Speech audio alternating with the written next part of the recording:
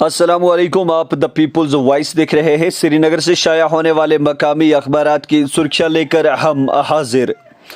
وزیر اعلیٰ عمر عبداللہ کی زیر صدارت کابینہ کا پہلا اجلاس منعقد، حکومت کی فوری ترجیحات کا خاکہ پیش، کہا اہم انتظامی امور پر تفصیلی تبادلہ خیال، عوامی مسائل اور حکمرانی کے اہم چیلنجوں کا جائزہ۔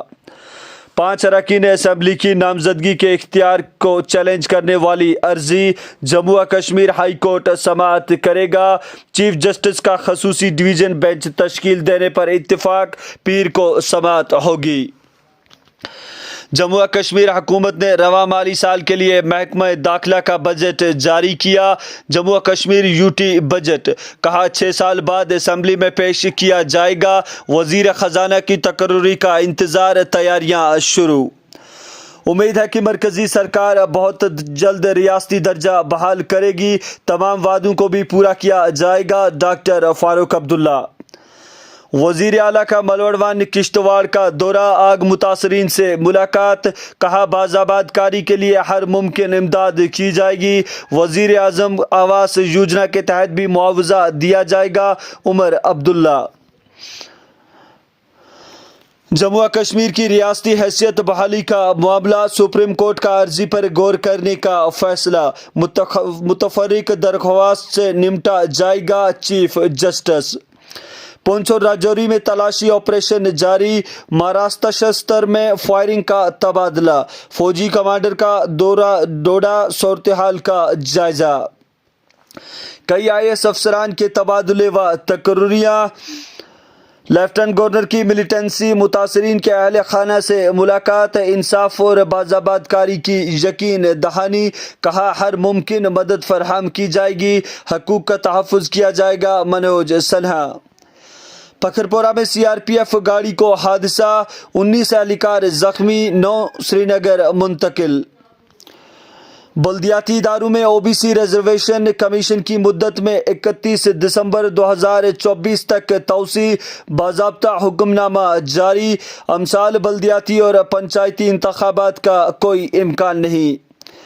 کشمیر ہمارا تھا اور ہمارا رہے گا، یہ ہمارا بیان اور ہمارا موقف ہے، وزارت خارجہ، کہا وزیر خارجہ نے پاکستان کے ساتھ کوئی دو طرفہ میٹنگ نہیں کی، جیسوال۔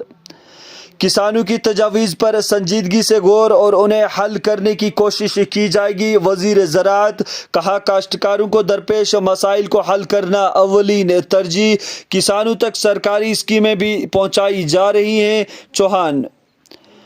ممبر اسمبلی گلمرگ فاروق احمد شاہ نے سب ضلع اسپتال ٹنگمرگ کا تفصیلی دورہ، مریضوں کو فراہم کی جانے والی سہولیات کا جائزہ لیا، اسپتال عملہ سے بھی کی بات چیت۔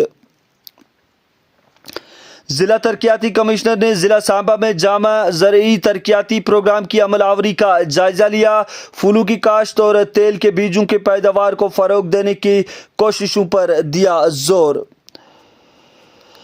22 اکتوبر تک موسم مجموعی طور پر خشک رہنے کا امکان، آف روڈ گلمرگ میں ہلکی برفباری، 23 تا 25 اکتوبر میدانی علاقوں میں بارشیں اور پہاڑی علاقوں میں ہلکی برفباری کی پیش گوئی۔ کابینہ کے عہدوں پر فائز نہ ہونے کے باوجود کانگریس پارٹی حکومت کا ٹوٹ حصہ، کہا ہم جموں و کشمیر کے لوگوں کے ساتھ کھڑے ہیں، طارق حمید کرا۔ جسٹس سنجیو کھنہ کو سپریم کورٹ کا اگلا چیف جسٹس مقرر کرنے کی سفارش۔ وزیر بننے کا خواب دیکھا تھا، ڈپٹی چیف منسٹر کا نہیں، ریاستی درجہ بحالی کا وقت آ گیا ہے، سریندر چودھری۔ عوامی اشتراک سے ہی NC پھر ایک بار سرخ رو ہوئی، ڈاکٹر فاروق عبداللہ، کہا عوام ہی طاقت کا سرچشمہ اور سرداری عوام کا حق۔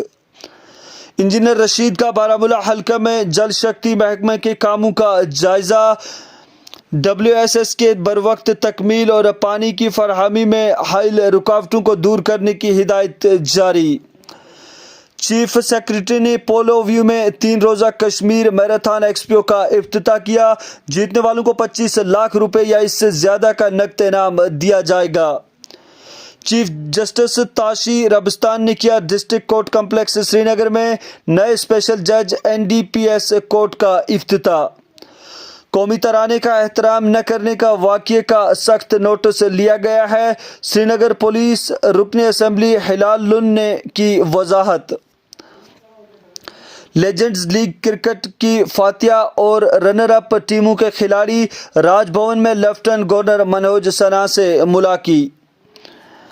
جموں و سری نگر قومی شاہراہ پر ٹریفک کی روانی میں رکاوٹوں سے مسافر و مال بردار گاڑیوں کی نقل و حرکت متاثر۔